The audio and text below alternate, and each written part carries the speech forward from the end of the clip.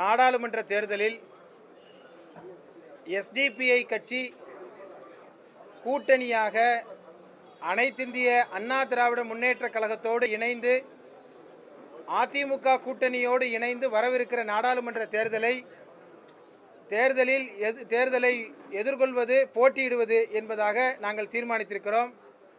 இன்றைய தினம் அஇஅதிமுகவினுடைய தலைமை அலுவலகத்தில் அஇஅதிமுகவினுடைய பொதுச் செயலாளர், முன்னாள் முதல்வர் மரியாதைக்குரிய எடப்பாடி பழனிசாமி ஐயா அவர்களை சந்தித்து எங்களுக்கு இடையே நாடாளுமன்ற தேர்தலில் எஸ்டிபிஐ கட்சி ஒரு தொகுதியில், அதிலும் திண்டுக்கல் பாராளுமன்ற தொகுதியில் போட்டியிடுவது என்கிற ஒப்பந்தத்தை இன்றைக்கு நாங்கள் ஏற்படுத்தியிருக்கிறோம்.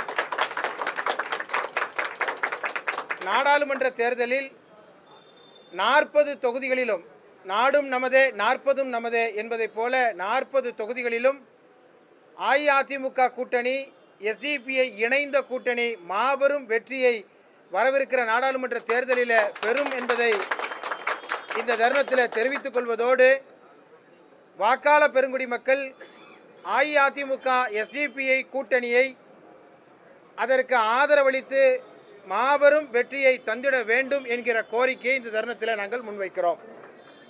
எங்களுக்கிடையே ஏற்படுத்தப்பட்ட ஒப்பந்தம். யாரும் கவர் பண்ணா கவர் பண்ணி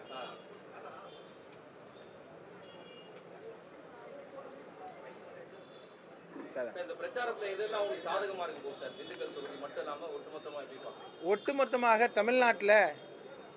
தமிழ்நாட்டை ஆளுகிற திராவிட முன்னேற்ற கழகத்தினுடைய அரசு ஒரு மிகப்பெரிய ஏமாற்றத்தை இந்த நாட்டு மக்களுக்கு, தமிழக மக்களுக்கு தந்திருக்கிறது. வெறும் அறிவிப்புகளாக மட்டும் இருக்கிற அரசாக இந்த அரசு இருக்கிறது. மழை வெள்ளத்தை, அதே போல பேரிடர்கள் எல்லாம் மிக மோசமாக கையாண்டிருக்கிற அரசாக இந்த அரசு இருக்கிறது.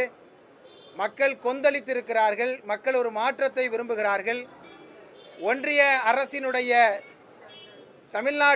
தமிழர் விரோத நடவடிக்கைகள் இன்றைக்கு மக்களிடத்தில் ஒரு மிகப்பெரிய பேசுபொருளாக இருக்கிறது. எனவே ஒன்றிய அரசினுடைய மக்கள் விரோத நடவடிக்கைகளுக்கு எதிராக, மத்திய மாநில அரசினுடைய நடவடிக்கைகளுக்கு எதிராக எஸ்டிபிஐ கட்சி, அஇஅதிமுகவினுடைய கூட்டணி தமிழகத்தில் மிகப்பெரிய பிரச்சாரத்தை நாங்கள் செய்வோம். மக்கள் ஒரு மாற்றத்தை விரும்புகிறார்கள். அந்த மாற்றம் 40ற்கு 40 என்ற அடிப்படையில் தமிழகத்திலிருந்து துவங்கும் என்பதாக நாங்கள் கருதுகிறோம். நடைபெறவிருக்கிற ஏப்ரல் மாதம் 19ஆம் தேதி நடைபெறவிருக்கிற அந்த தேர்தல் அஇஅதிமுக எஸ்டிபிஐ கட்சியினுடைய கூட்டணிக்கு சாதகமாக இருக்கும் என்பதாக நாங்கள் நம்புகிறோம்.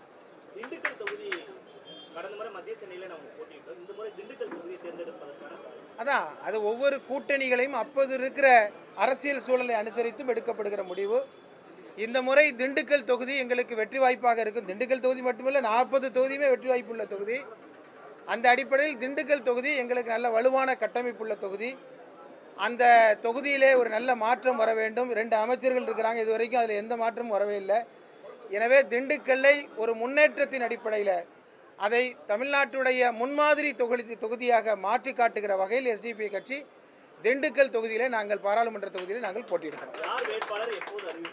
மத்தியானம் 3 மணிக்கு எங்களுடைய அலுவலகத்தில் எங்களுடைய தேசிய பொறுப்பாளர்கள் முன்னிலையில் எங்களுடைய மாநில தலைமை செயற்குழு யார் வேட்பாளர் என்கிற முடிவை எடுக்கும். 3 மணிக்கு ஊடகவியலாளர் நண்பர்கள் அனைவரும் 3 மணிக்கு எங்களுடைய அலுவலகத்திற்கு வந்து அந்த செய்திகளை நீங்கள் வெளியிட வேண்டும் என்று நாங்கள் கேட்டுக்கொள்கிறோம். சிறுபான்மை மக்களின் பாதுகாவலர் அப்படிங்கிற ஒரு முழக்கத்தை முன்வச்சுதான் திமுக எப்பவுமே வாக்கு சேகரிக்கும் சிறுபான்மை மக்களுக்கு பல விஷயங்கள். நீங்க அதிமுக கூட்டணியில் வந்திருக்கீங்க, இது ஏதாவது உங்களுக்கு வாக்கு விகிதத்தை குறைக்கிறதுக்கான? ஒரு விகிதத்தையும் குறைக்காதுங்க. தமிழ்நாட்டில் சிறுபான்மை மக்கள் மட்டும் இல்லை, எல்லா மக்களும் இன்றைக்கு மிகப்பெரிய நெருக்கடியில் இருக்கிறாங்க. நான் ஏற்கனவே மதுரையில் ஜனவரி மாதம் 7ஆம் தேதி நடத்தப்பட்ட மாநாட்டில் நான் சொல்லி காட்டினேன். திமுக சிறுபான்மை மக்களுக்கு அல்லது தமிழக அரசு சிறுபான்மை மக்களுக்கு ஏதாவது செய்திருக்கிறது என்பதை என்னோடு விவாதிக்க தயாரான்னு கேட்டேன். இதுவரைக்கும் எந்த பதிலும் இல்லை. சிறுபான்மை மக்களுக்கு இந்த 2-3 வருஷ ஆட்சி காலத்தில் செய்தது என்ன என்று ஒன்றையும் சொல்ல முடியாது. தமிழ்நாட்டிற்கும் தமிழர்களுக்கும் அதே போல் சிறுபான்மை மக்களுக்கும் அவர்களை வஞ்சித்திருக்கிற அரசாக இந்த அரசு இருக்கிறது. எனவே அது மக்கள்கிட்ட எடுபடாது. மக்கள் ஒன்று ஏமாளிகள் இல்லை, அவர்களுக்கு எல்லாம் தெளிவாக தெரியும். எனவே அவை அனைத்தையும் வரவிருக்கிற பாராளுமன்ற தேர்தலில் அவர்களுடைய வாக்கு என்கிற ஆயுதத்தின் மூலமாக அவர்களுடைய நம்பிக்கையை அவர்கள் தேர்ந்தெடுப்பார். மிக்க நன்றி, மிக்க நன்றி. ஆமாம், எல்லாரும் மத்தியானம் 3 மணிக்கு மறக்காம வந்துருங்க. Right, thank you, thank you. பாதகம் செய்பவரை கண்டால் நாம் பயங்கொள்ளலாகாது பாப்பா, மோதி மிதித்து விடு பாப்பா, அவர் முகத்தில் உமிழ்ந்து விடு பாப்பா. அண்மை செய்திகளை உடனுக்குடன் தெரிந்து கொள்ள இணைந்திருங்கள் இயம்நாடு தொலைக்காட்சியுடன்.